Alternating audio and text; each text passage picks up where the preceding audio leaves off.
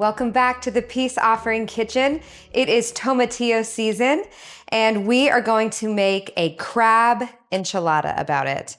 So we have this fresh jumbo lump crab meat here, 1 pound. And then these are tomatillos. So they grow in what is like a lantern. You can see this. And then at some point, they eventually start to burst out of it. So you're actually going to peel back this, and then this is what we will roast. And so all of this we harvested from our garden. We have an onion, some bell peppers, a jalapeno, and some cilantro. And so the first thing we are going to do is make our enchilada sauce. And so we're going to put a bunch of these vegetables into this roasting pan and then bake them. All right, well, we'll start by using this onion. So I'm going to cut this onion up into little pieces so that it will roast quickly. Just going to peel this outer layer off.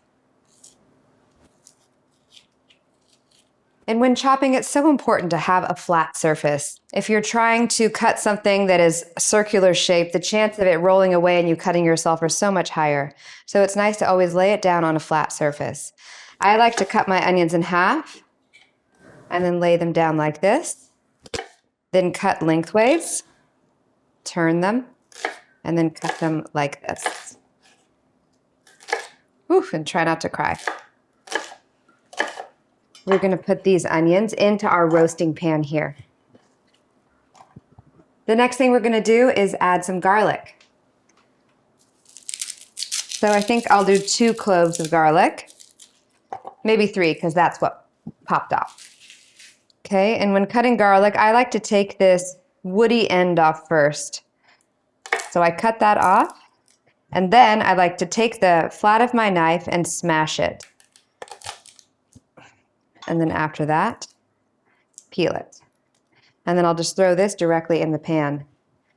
So we're going to roast all these vegetables and then puree them in the blender. So it doesn't really matter what they look like now because they're all going to get pureed together. And one more.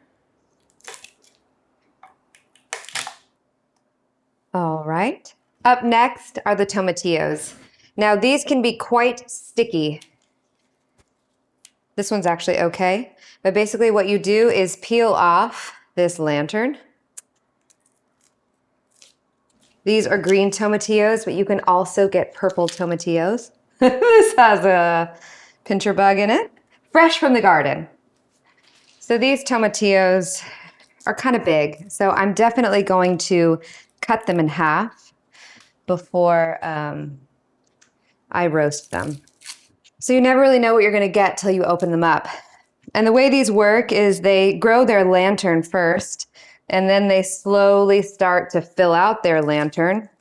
And then at some point, they burst through it and start turning yellow. And so you have to get them at just the right time. Like this one is a very well done, but still good. All right, now I'm going to take each of these tomatillos and cut them in half. You can actually eat tomatillos raw, but cooking them really brings out more of their sweetness. They have kind of a lemony flavor to them. All right, so now we are going to season this with salt, and then I'm going to actually use a little bit of coconut oil for the fat for this. I'm putting the salt in now because it will help soften the onions. All right, we have this organic coconut oil.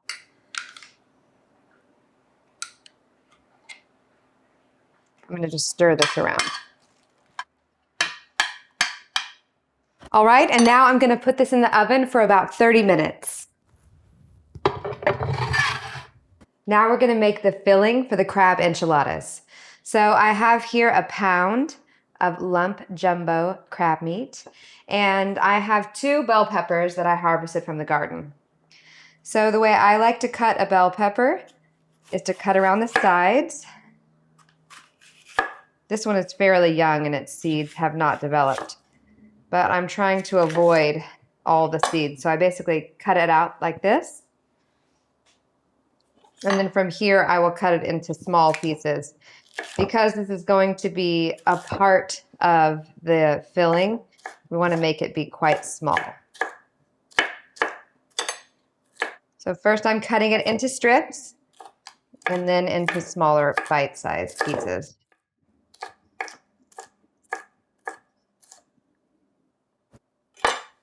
Right, into the bowl. Then one more. It's a really interesting shape. So I'm basically just trying to cut around the edges of that seed center, just to eliminate the mess.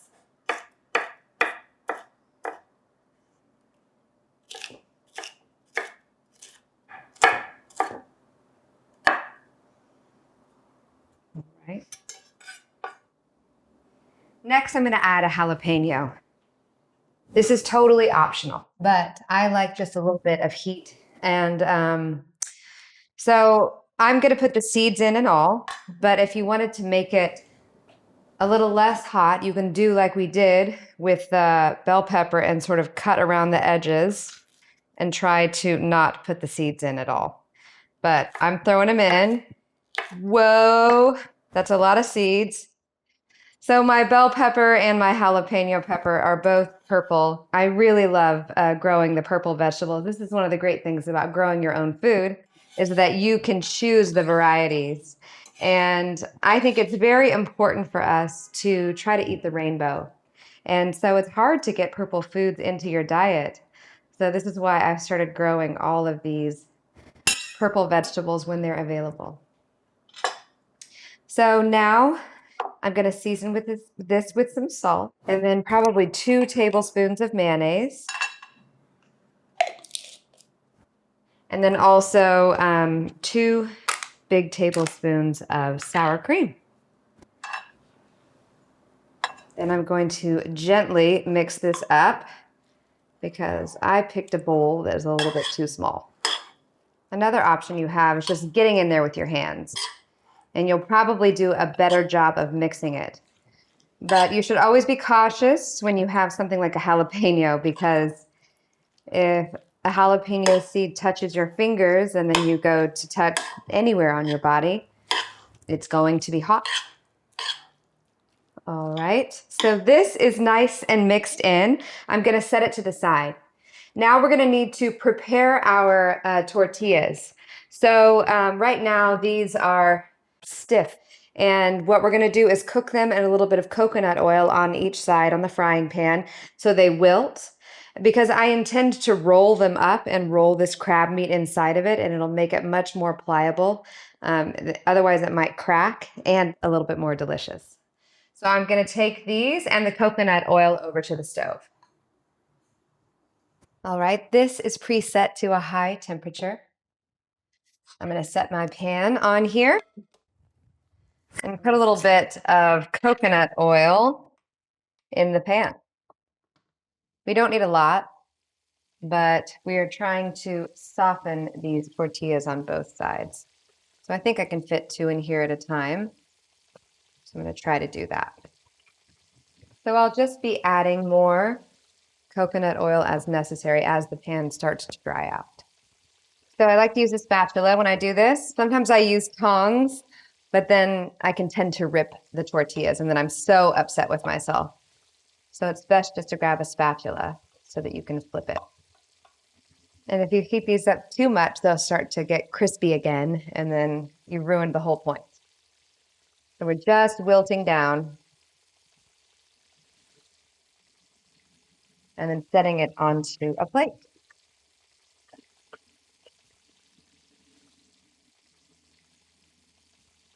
So it's important when shopping for tortillas to make sure you find ones with good ingredients. For example, this is just organic corn and alkalized water. And then once again, I've opted for the blue or purple. But it's very important, if you can, to buy organic and non-GMO. Or make them yourselves. We'll make another video about that. You want just enough fat in the pan so that it's not drying out, but not to have it be absolutely drenched. because then you would have to worry about draining it. And we don't want to have to do that. Darn it. One bites the dust. And we won't want to make an enchilada out of him. All right. Time to take these back over and assemble our enchilada. All right, I'm going to check on these. Ooh, it's time to take them out of the oven. Perfect. Beautiful. It smells amazing. A little bit spicy. I really smell the garlic. All right. So now we are going to assemble the enchiladas. And so I'm going to take one tortilla, place it in my little pan, and then take some of the filling and put it lengthwise in the center. So I've made this little column of filling. And then I'm going to take this and roll it up.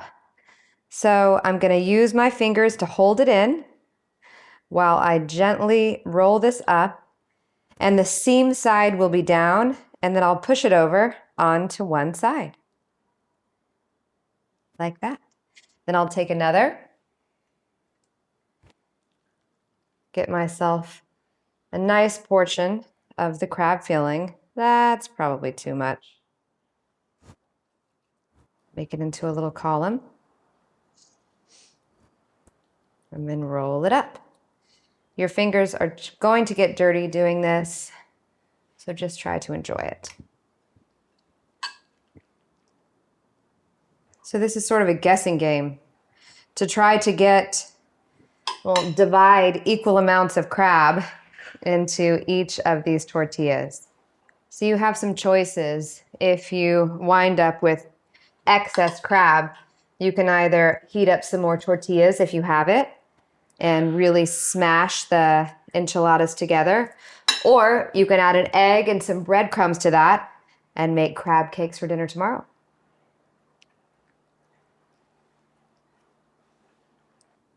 All right, so I have 1, 2, 3 left. So I'm gonna try to take a third of this.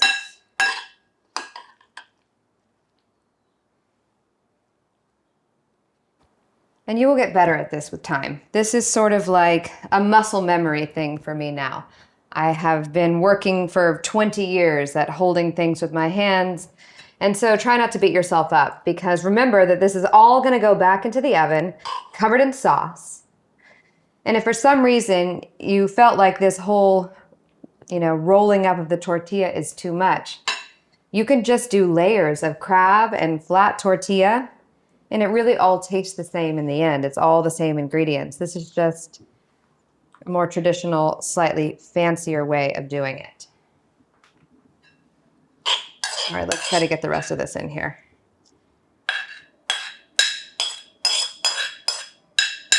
It's way too much, but I don't want to waste any of the crab or any of my precious bell peppers.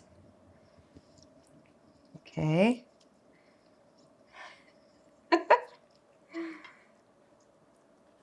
Perfect. And there we go.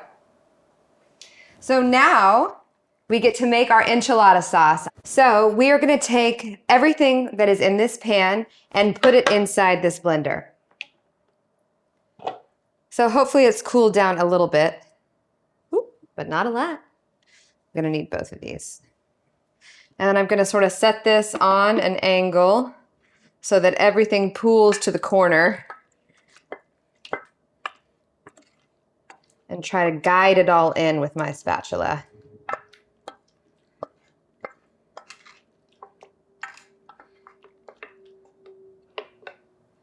All right, now I'm going to set this in the sink so it's out of the way.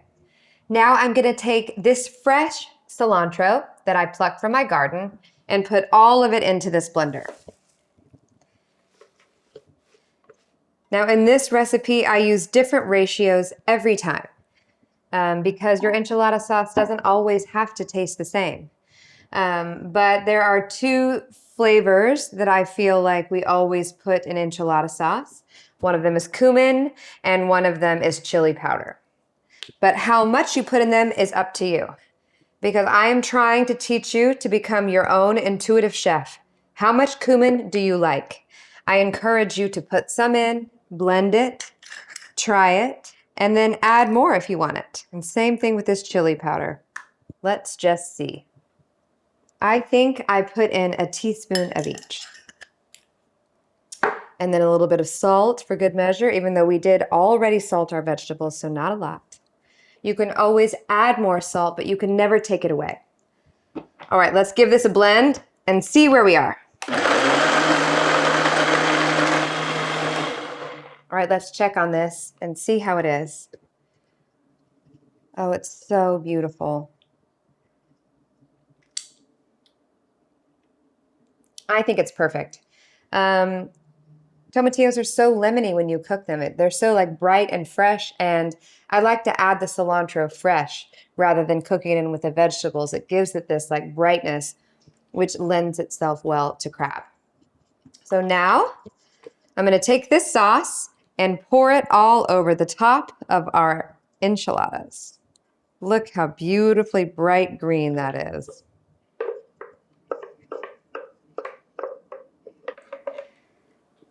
Well, we've done the best we can at getting that out.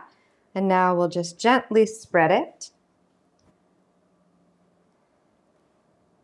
Now the only thing left to do is add cheese to the top. This is optional. If for some reason you don't want the cheese, you could just plop it right in the oven like this. But I love cheese. This is a raw cheddar, but I am going to cook it, so it doesn't really matter if it's raw. But I prefer to use raw A2 dairy whenever I can find it. And I can here in the Bay Area. So how much cheese you put on the top is up to you. I love cheese, and so I'm going to put this whole bowl, which was a bag of shredded cheese. All right, now we are going to put this in the oven for about half an hour. All right, here it is, the beautiful enchiladas. Now, I didn't let this cheese blacken, but that also is a flavor preference. Some people like the cheese a lot darker, but this is exactly how I like it. And so this is how I have made it. All that's left to do is plate it up and try it, but I think I'll give it a minute to cool first.